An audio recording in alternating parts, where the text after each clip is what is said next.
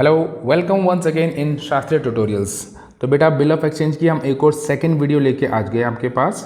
First video हम आपको पहले ही बना के दे चुके हैं, जिसका लिंक आपको आई बटन में ऊपर मिल जाएगा। क्लियर है? तो आप वहाँ क्लिक करेंगे तो फर्स्ट वीडियो आपको इसकी मिल जाएगी।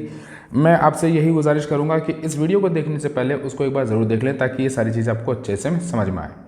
तो कल के वीडियो में हमने थ्योरी लेक्चर में हमने ये समझा था बिल ऑफ एक्सचेंज होता क्या है, इसकी प्रोसेस क्या होती है, ड्रॉवर क्या होता है, ड्रॉवी क्या होता है, पेई क्या होता है, पूरी प्रोसेस को हमने डीप में काफ़ी समझाया था।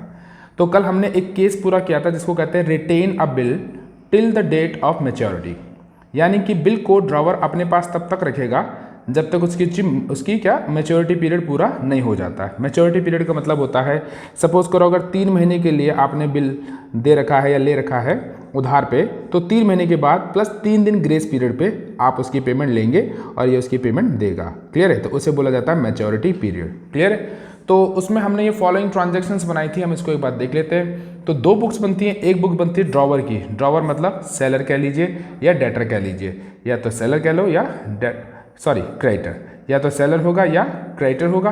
और जो ड्रॉवी होगा वो हमारे लिए क्या होगा ड्रॉवी कौन होता है?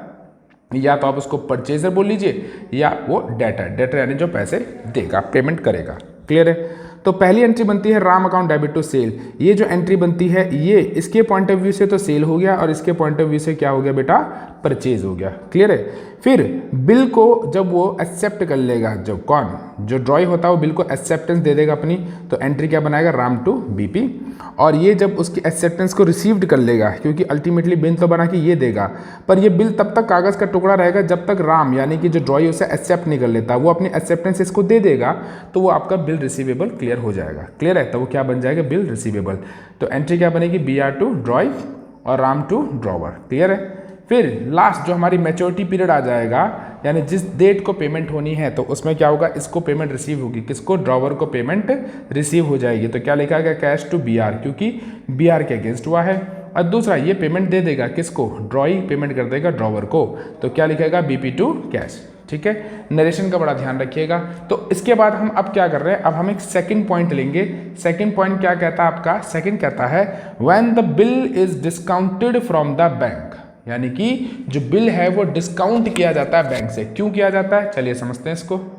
तो ठीक है, इसको समझते हैं एग्जाम्पल से। सपोज करिए ये है राम, हम पुराने एग्जाम्पल को आगे कंटिन्यू कर रहे हैं। राम ने रहीम को माल बेचा है। ठीक है ना? किसको बेचा है सर? रहीम को। Sold goods on credit. Suppose करो कितना का है?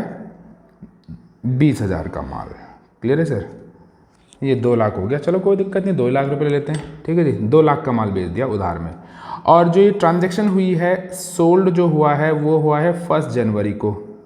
ठीक है? सोल्ड का हुआ है 1 जनवरी 2021 को, और टाइम पीरियड दे दिया 3 मंथ का। तो यानी कि जो मैच्योरिटी होगी, जो मैच्योरिटी है वो कब की हो जाएगी बेटा?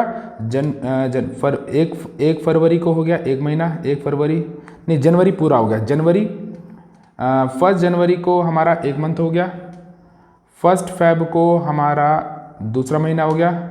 ठीक है? और फरवरी के बाद मार्च को हमारा 3रा महीना हो गया, 1 मार्च। अब प्लस 3 दिन, तो यानी कि 4 मार्च हमारा क्या हो जाएगा? Final date. ठीक है जी? तो 4 मार्च को हमारी मैच्योरिटी पीरियड हो जाएगी। तो ट्रांजैक्शन तो हुई 1 जनवरी को, अब पेमेंट हमें कब मिलेगी? 4 मार्च को। पर जो राम है उसको अचानक पैसों की ज़रूरत पड़ गई, यानी कि उसने जब अपना बनाया था। अब देखिए इसमें हमारी क्या ट्रांजेक्शन बनेगी? एक तो बन जाएगी सेल की एंट्री बन जाएगी, दूसरी क्या बन जाएगी हमारी sir?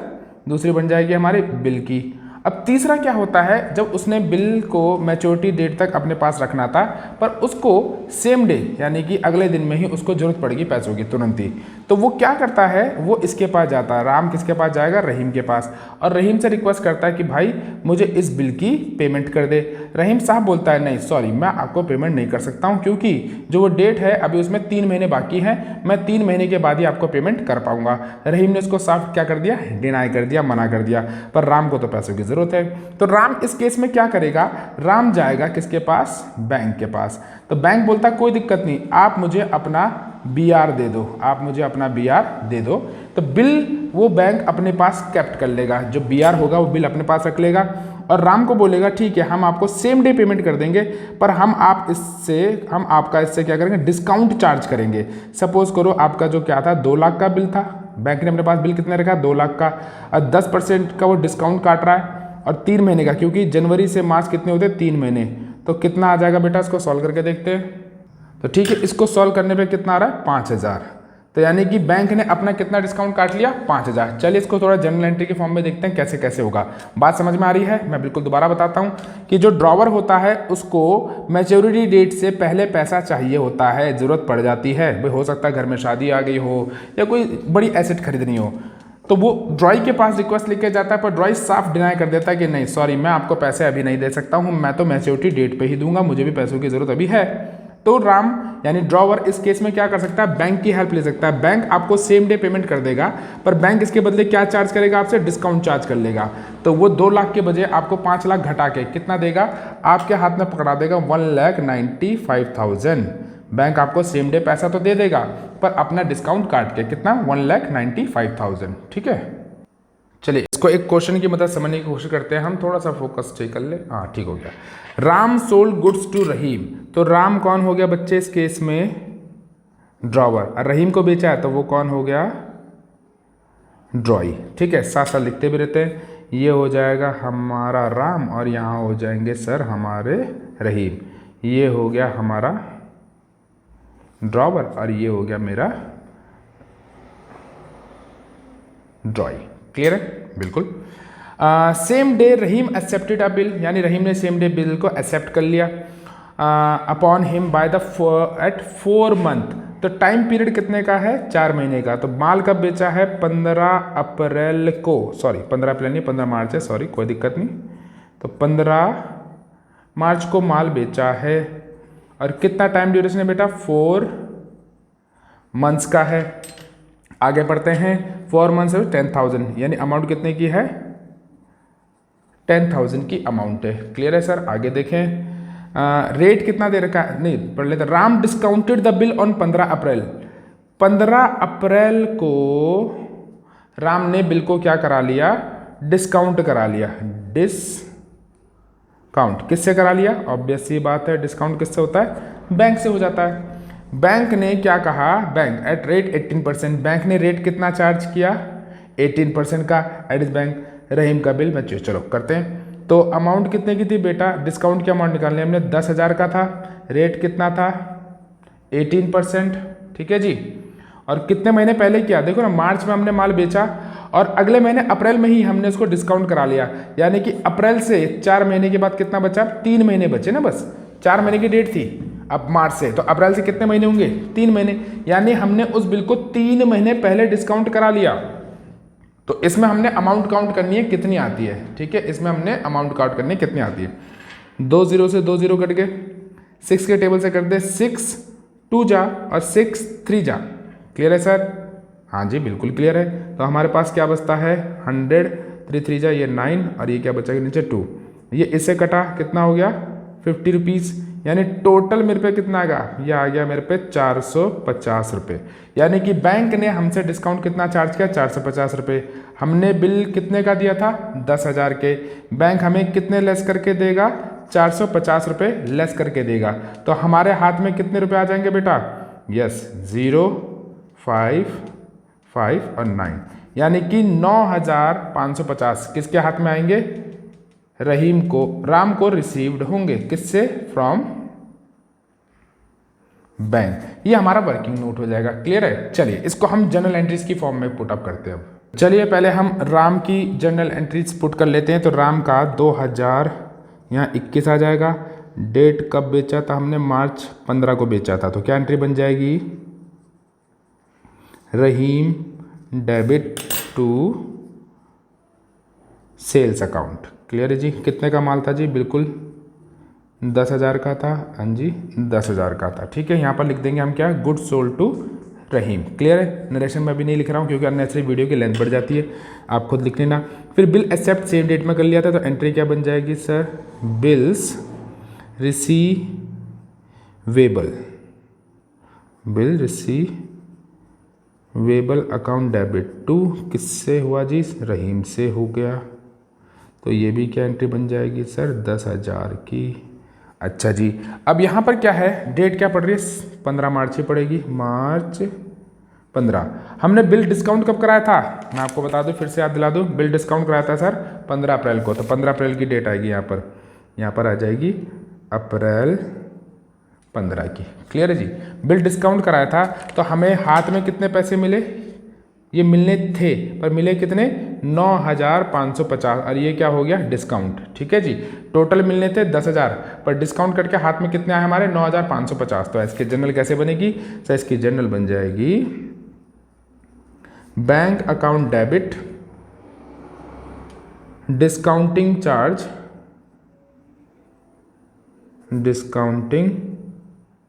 Charge account debit to किसके अगेंस्ट मिले? बिल के अगेंस्ट मिले। तो पैसा कितना रिसीव हुआ बेटा मेरे को? पैसा हुआ 9,550, तो इसको लिख दूंगा मैं यहाँ पर 9,550। डिस्काउंट कितना हुआ? 450 का, ये हो गया 450, और यहाँ पर आ गया टोटल मेरा 10,000। डेट का खास ध्यान रखना, मार्च और जिस दिन बेचा है। अब हम चलते हैं बुक ऑफ ड्राइंग यानी रहीम की। तो रहीम के लिए तो ये क्या है? परचेज है, तो एंट्री क्या बनाएगा sir? Purchase account debit to Ram. किससे खरीदा है? राम से 10,000, और ये 10,000। दूसरी एंट्री सेम मार्च 15 की ही बन जाएगी, वो होगी बिल की एक्सेप्ट करने की। तो राम को डेबिट किया और टू बीपी, ये तो हमने पिछली वीडियो में भी सीख लिया था, है ना जी। अच्छा, अब जो राम ने अपना बिल डिस्काउंट कराया है, तो वो कितने का है? 15 अप्रैल को। तो रहीम तो कहता है भाई मैं तो आपको पेमेंट कब करूंगा? यस बिल्कुल, मैं तो आपको पेमेंट करूंगा जो उसकी ड्यू डेट होगी। तो रहीम कहता है भाई मैं तो ड्यू डेट में करूंगा। चलो चेक कर लेते हैं, हमने बेचा कब है बेटा? मार्च 15 को हमने किया था सोल्ड। 4 महीने का, सॉरी थोड़ा सा नीचे कर लेता, मेरा ज़्यादा ऊपर हो गया था, दोबारा कर लेते, कोई नहीं। मार्च 15 को हमने क्या किया था? सोल्ड। और टाइम पीरियड कितना था? 4 महीने का। तो मार्च 15, जनवरी, फरवरी, मार्च, अप्रैल, मई, जून, जुलाई, सब 15 को। ठीक है जी। तो यहाँ पर हो गया पहला महीना, ये दूसरा महीना, ये तीसरा महीना, और ये चौथा महीना पूरा होता है, प्लस 3 डेज। तो कितनी हो जाएगी? 18 जुलाई। ये कौन सी डेट हो जाएगी? हमारी मैच्योरिटी डेट। ठीक है, तो 18 जुलाई को रहीम अपनी बुक में एंट्री करेगा। ठीक है, और यहाँ कितने में होगी थी सर? 15 अप्रैल को ही, क्योंकि उसको 15 अप्रैल में ही जरूरत पड़ गई थी पैसों की। पर रहीम किसको पेमेंट करेगा? जो बिल लेके आएगा उसके पास। तो बिल कौन लेके आएगा? बैंक लेके आ जाएगा उसके पास। किस तारीख को? जुलाई 18 को। तो एंट्री क्या बनेगी? Bills payable account debit to bank. ठीक है जी, टू बैंक अकाउंट। तो कितनी एंट्री? वो पूरे उसको क्या पकड़ा देगा?